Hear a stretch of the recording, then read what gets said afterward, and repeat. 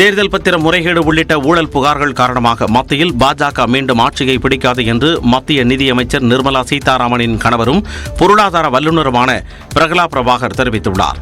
சென்னை சிந்தனையாளர் அமைப்பு சார்பில் தேசிய அளவில் தற்போதைய அரசியல் சூழல் குறித்து கலந்துரையாடல் சென்னையில் நடைபெற்றது. இதில் பங்கேற்ற பின் செய்தியாளர்களிடம் பேசிய அவர் ஆளும் பாஜக அரசு மீது மக்கள் கடும் அதிருப்தியில் உள்ளதாக கூறினார். One is that the electoral bonds issue has reached the people so rapidly, and this Modi gate will definitely be punished.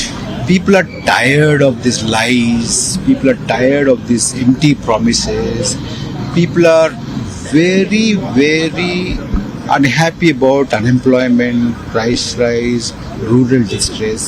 All these things together, corruption, government and this party will not be able to come back to power.